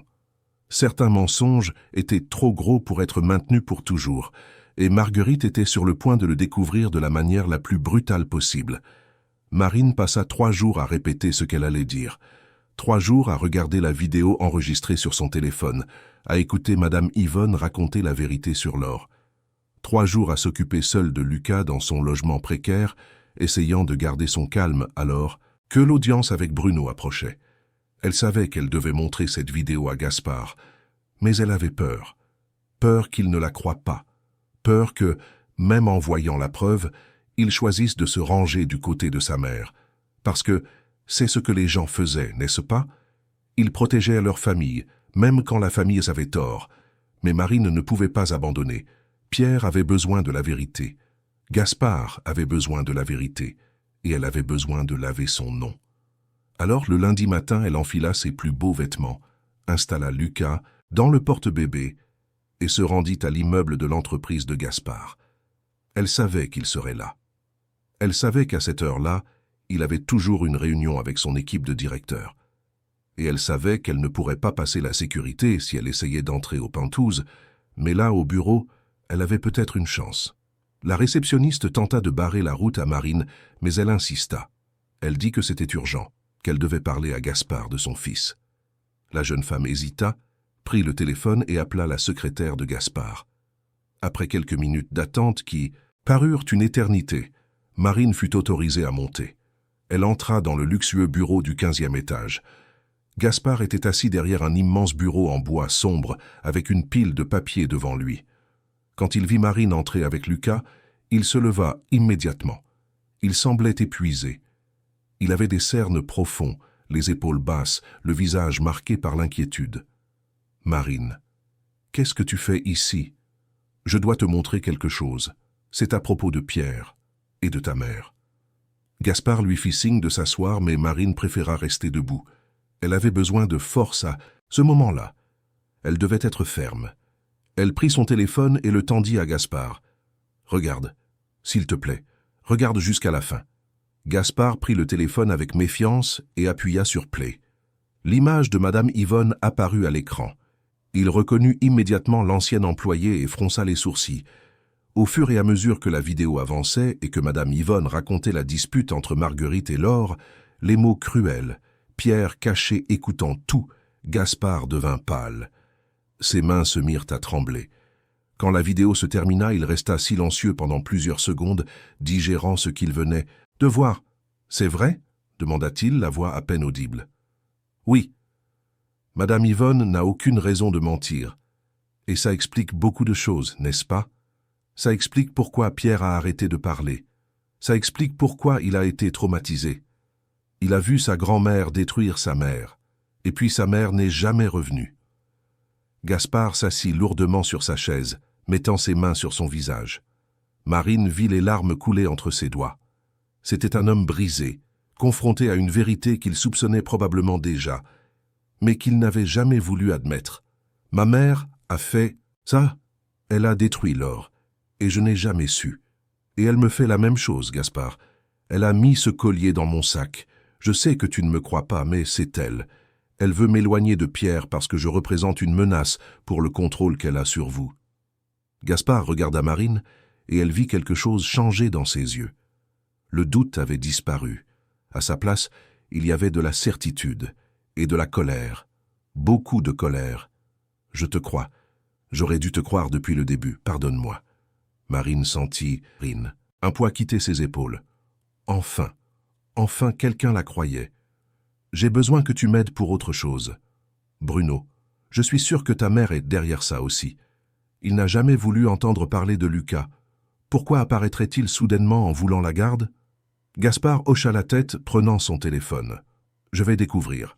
Laisse-moi faire. » Il appela maître Henri et demanda à l'avocat d'enquêter à fond sur les mouvements financiers de Bruno ces dernières semaines. Si Marguerite avait payé l'homme, il y aurait une trace. Il y en avait toujours une. Après avoir raccroché, Gaspard regarda Marine avec une détermination qu'elle n'avait pas vue depuis le jour du sauvetage. « Je vais arranger ça. Tout ça, je te le promets. Et Pierre, comment va-t-il » Gaspard sentit sa gorge se serrer. Il va mal, très mal. Il ne mange pas, ne parle pas, ne sort pas de son lit. C'est comme s'il avait tout abandonné. Marine sentit les larmes lui monter aux yeux. « Je dois le voir. »« S'il te plaît. » Gaspard hocha la tête. « Allons-y ensemble. » Maintenant. Ils quittèrent le bureau et se rendirent directement au Penthouse. Quand ils arrivèrent, Marguerite était dans le salon prenant le thé avec deux amis. Elle vit Gaspard entrer avec Marine et le bébé et se tendit. Mais elle essaya de garder contenance. « Gaspard, qu'est-ce que cette jeune femme fait ici? Je pensais que nous avions réglé cette situation. » Gaspard regarda sa mère avec une froideur qu'elle n'avait jamais vue auparavant. « Nous allons parler, mais avant je dois voir Pierre. » Il monta les escaliers avec Marine, ignorant les protestations de Marguerite. Quand ils entrèrent dans la chambre de Pierre, ce qu'ils virent leur brisa le cœur. Le garçon était allongé sur le lit, fixant le plafond, les yeux vides. Il avait maigri, sa peau était pâle, et il y avait une tristesse profonde dans son expression qui ne devrait pas exister sur le visage d'un enfant. Marine s'approcha lentement et s'assit sur le bord du lit. Lucas, dans ses bras, commença à faire de petits bruits, ces sons de bébé qui faisaient toujours sourire Pierre. Le garçon bougea lentement les yeux et regarda Lucas. Pendant un moment, rien ne se passa. Puis, très lentement, Une larme coula sur le visage de Pierre, et il murmura, si bas que Marine l'entendit à peine. « Tu es revenu. » Marine sentit son cœur se briser et se reconstruire en même temps. Elle posa Lucas sur le lit à côté de Pierre et les serra tous les deux dans ses bras. Le garçon s'agrippa à elle avec une force désespérée, pleurant silencieusement. Gaspard observait depuis la porte, ses propres larmes coulant sans contrôle. « Je suis désolé, Pierre. Je suis désolé d'être parti, mais je suis là maintenant. Et je ne repartirai pas. Je te le promets. » Pierre ne lâcha pas Marine pendant plusieurs minutes. Quand il s'écarta enfin, il la regarda avec ses grands yeux et dit quelque chose qu'aucun d'eux n'attendait. « Mamie est méchante. Elle a fait partir maman. » Gaspard s'approcha et s'agenouilla à côté du lit. « Fils, tu as vu ce qui est arrivé à maman ?» Pierre hocha la tête, les larmes coulant toujours. Elles se sont disputées. Mamie a crié. Elle a dit que maman était mauvaise. Maman a pleuré et est partie en courant. Je voulais aller avec elle, mais j'avais peur. Et puis elle n'est plus revenue. Gaspard serra son fils fort dans ses bras, sentant toute la culpabilité et la douleur de ces années. Il avait été si aveugle, si concentré sur son travail et sur la fuite la douleur de la perte, qu'il n'avait pas vu ce qui se passait juste devant lui. Il n'avait pas réalisé que sa mère manipulait tout, contrôlait tout, détruisait tout ce qui menaçait son pouvoir. C'est alors que Marguerite entra dans la chambre. Elle avait entendu une partie de la conversation et son visage était pâle de colère et de peur. « Gaspard, nous devons parler. Maintenant. Tu as raison. Nous le devons. » Il se leva, demanda à Marine de rester avec Pierre et sortit de la chambre derrière sa mère. Ils allèrent dans le bureau privé de Gaspard au penthouse. Dès que la porte se ferma, Gaspard se tourna vers Marguerite avec une expression dure. « J'ai vu la vidéo. Madame Yvonne a tout raconté. Sur la dispute avec Laure, sur ce que tu lui as dit, sur le fait que Pierre a tout vu. » Marguerite tenta de garder son sang-froid, mais Gaspard voyait la panique grandir dans ses yeux. « Gaspard, tu ne peux pas croire les ragots d'une ancienne employée aigrie. Elle a été licenciée pour faute grave. Elle n'a pas été licenciée pour faute grave. Tu l'as payée pour qu'elle se taise. Et je le sais parce que je viens de lui parler. Je connais la vérité, mère. Enfin. » Marguerite tenta une autre approche. Sa voix devint plus douce, presque suppliante. « Gaspard, tout ce que j'ai fait, je l'ai fait en pensant à toi et à Pierre. Laure n'était pas bonne pour toi. Elle voulait t'éloigner de moi, de la famille, de l'entreprise. Je ne faisais que te protéger. Tu ne me protégeais pas. Tu me contrôlais. Et ce faisant, tu as détruit ma femme. Tu as traumatisé mon fils. Et maintenant, tu as essayé de détruire une femme innocente qui voulait seulement aider. » Marguerite resta silencieuse, réalisant que ses manipulations ne fonctionnaient pas. Gaspard continua. « Je sais que tu as mis le collier dans le sac de Marine. Je sais que tu as payé Bruno pour qu'il dépose la demande de garde. Mon avocat a déjà trouvé les virements bancaires. Tout est documenté. » Marguerite devint blême. Gaspard avait tout découvert. Il n'y avait plus moyen de nier, de manipuler, de contrôler. Elle tenta un dernier coup désespéré. « Je suis ta mère, Gaspard. Tu vas croire cette femme plutôt que moi. Je vais croire la vérité. Et la vérité, c'est que tu es une personne cruelle qui blesse les gens autour de toi pour garder le contrôle. Mais ça s'arrête aujourd'hui. » Gaspard ouvrit la porte du bureau et appela Carmen. Il lui demanda de préparer les valises de Marguerite. La femme plus âgée allait quitter cette maison, immédiatement. Marguerite tenta de protester, mais Gaspard fut inflexible. « Tu vas partir. Je vais t'acheter un appartement, je m'assurerai que tu aies tout ce dont tu as besoin, mais tu ne vivras plus ici. Et tu n'auras plus de contact avec Pierre jusqu'à ce qu'il décide s'il veut te voir. Si un jour il le décide. » Marguerite regarda son fils avec un mélange de colère et de désespoir. Elle avait perdu. Elle avait perdu le contrôle, elle avait perdu sa famille, elle avait tout perdu. Et il n'y avait rien qu'elle puisse faire. Gaspard avait des preuves, il avait des témoins, il avait la vérité. « Tu le regretteras, dit-elle d'une voix tremblante. « Non, le seul regret que j'ai, c'est de ne pas l'avoir fait plus tôt. » Marguerite quitta le bureau avec la dignité qu'elle put rassembler, mais tout le monde dans la maison savait ce qui s'était passé. Les employés la regardaient avec un mélange de pitié et de satisfaction. Carmen, qui n'avait jamais aimé la façon dont Marguerite traitait les gens, prépara rapidement les valises. En moins de 2 heures, Marguerite Allaire quittait le penthouse où elle avait vécu pendant des années. Seule, vaincue. Gaspard retourna dans la chambre de Pierre.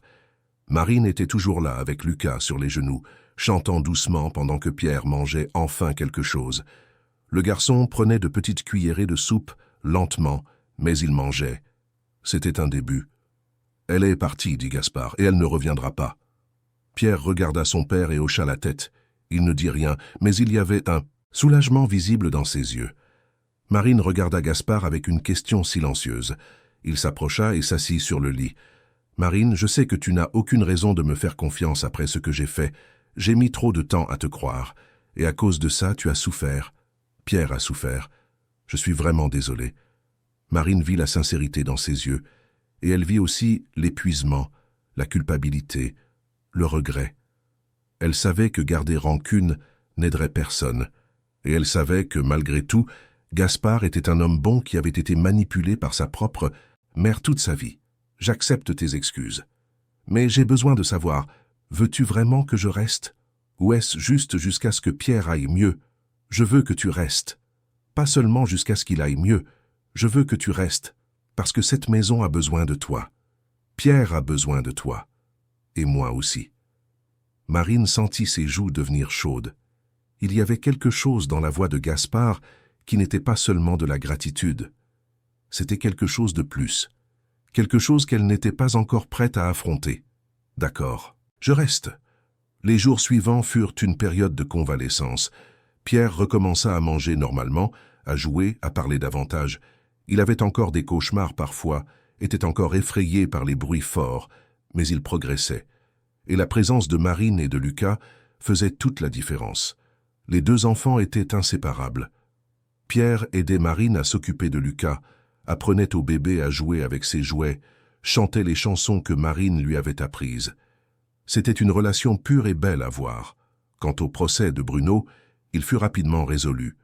Confronté aux preuves des virements bancaires de Marguerite, Bruno avoua tout. Il admit avoir été payé pour déposer la demande de garde et n'avoir jamais eu l'intention réelle de garder Lucas. Le juge considéra l'affaire comme une fraude et non seulement rejeta la demande, mais ouvrit également une procédure contre Bruno pour tentative d'extorsion sur Marine. L'homme fut condamné à payer une lourde amende et perdit tout droit sur son fils. Marine respira enfin, soulagée. Lucas était en sécurité. Elle était en sécurité. Et pour la première fois depuis longtemps, elle sentait qu'elle avait un avenir devant elle. Un avenir qui, étonnamment, se construisait aux côtés de Gaspard et de Pierre. Gaspard commença à passer plus de temps à la maison. Il réduisit ses heures au bureau, délégua plus de tâches, donna la priorité à sa présence dans la vie de son fils. Et dans ce processus, lui et Marine commencèrent à mieux se connaître. Ils discutaient le soir après que les enfants se soient endormis. Ils parlaient de tout, de son enfance à la campagne, de ses parents qu'elle avait perdus tôt, de son déménagement à Paris à 18 ans en quête d'opportunités. Il parlait de sa vie à lui, de la façon dont il avait grandi dans l'ombre de Marguerite, de la façon dont Laure avait été la première personne à essayer de le libérer de ce contrôle. Et il parlait des rêves qu'ils avaient pour l'avenir. Un soir, alors qu'ils étaient assis sur la terrasse du penthouse, regardant la ville illuminée, Gaspard prit son courage à 2 mains. « Marine, je dois te dire quelque chose. » Marine le regarda, le cœur s'accélérant sans qu'elle sache pourquoi. « Je sais que tout ça est très récent. Je sais que tu as traversé beaucoup de choses à cause de moi, mais je ne peux plus nier ce que je ressens. Tu as changé ma vie. Tu m'as sauvé la vie. Tu as ramené mon fils. Et ce faisant, tu m'as fait réaliser que je veux plus. Je veux que tu fasses partie de ma vie.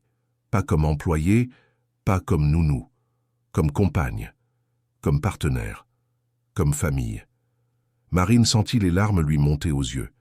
Elle avait aussi senti quelque chose grandir entre eux, mais avait essayé de l'ignorer.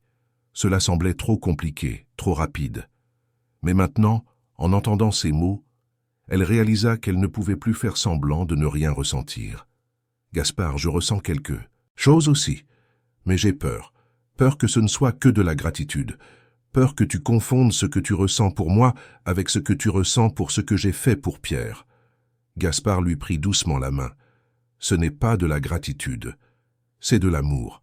Je suis tombé amoureux de toi, de ton courage, de ta force, de ta bonté, et je sais que ça peut paraître tôt, mais j'ai déjà perdu trop de temps à vivre dans la peur et sous contrôle. Je ne veux plus perdre de temps.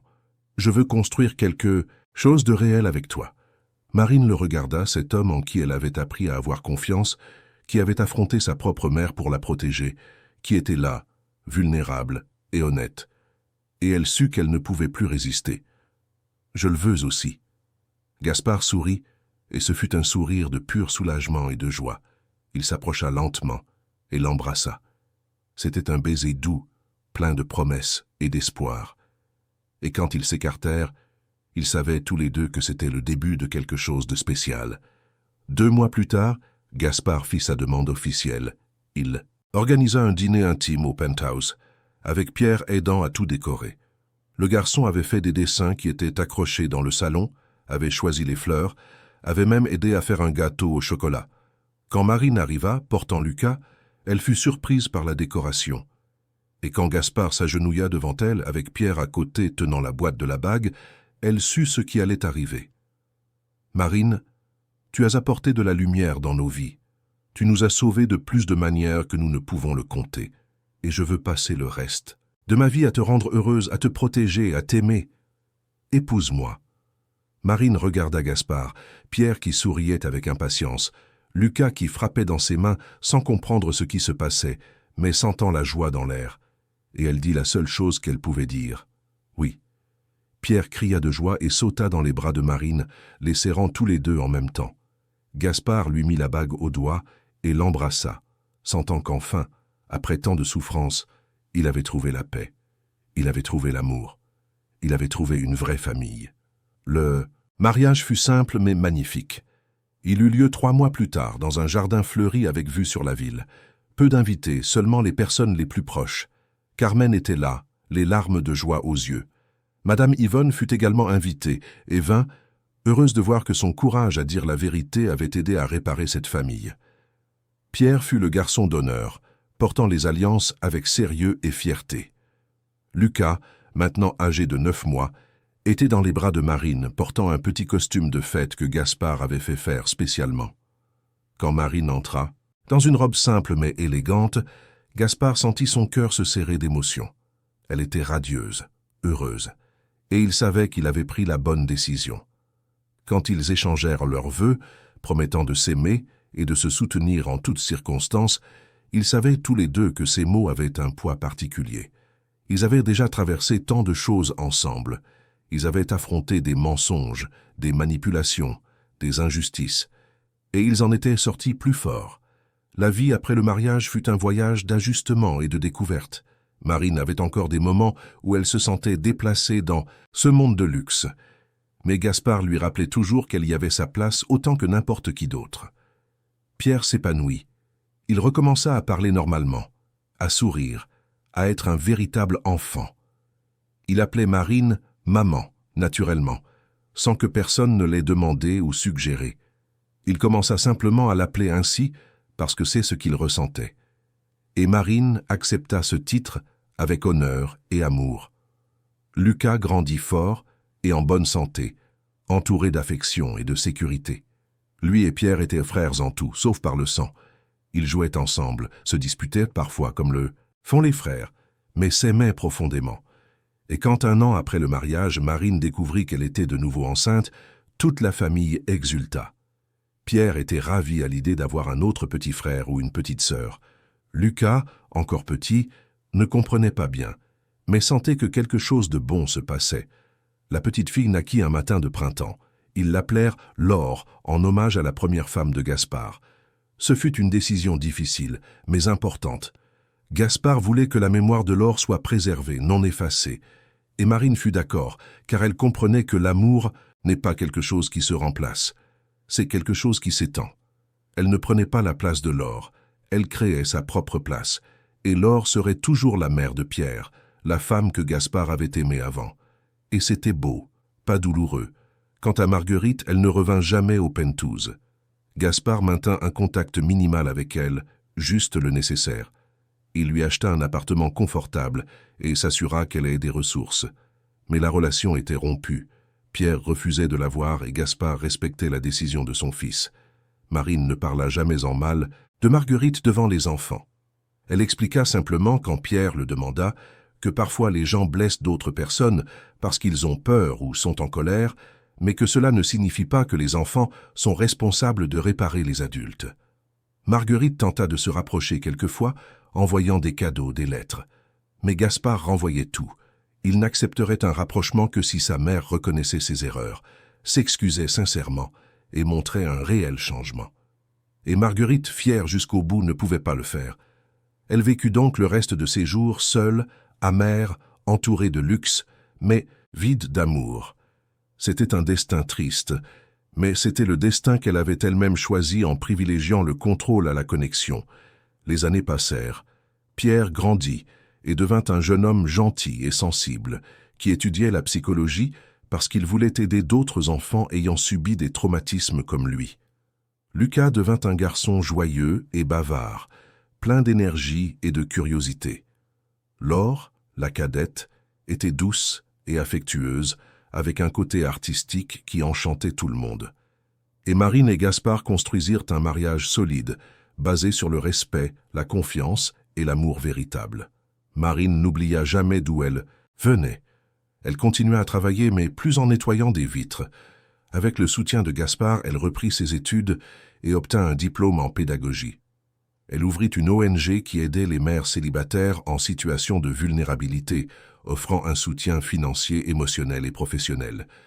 C'était sa façon de rendre tout ce qu'elle avait reçu. Et Gaspard la soutenait en tout, fier de la femme forte et compatissante qu'il avait à ses côtés. Un après-midi, de nombreuses années après ce jour fatidique du sauvetage, Marine était sur la terrasse du penthouse, observant le coucher du soleil. Pierre venait de partir pour l'université. Lucas faisait ses devoirs. Laure jouait dans sa chambre.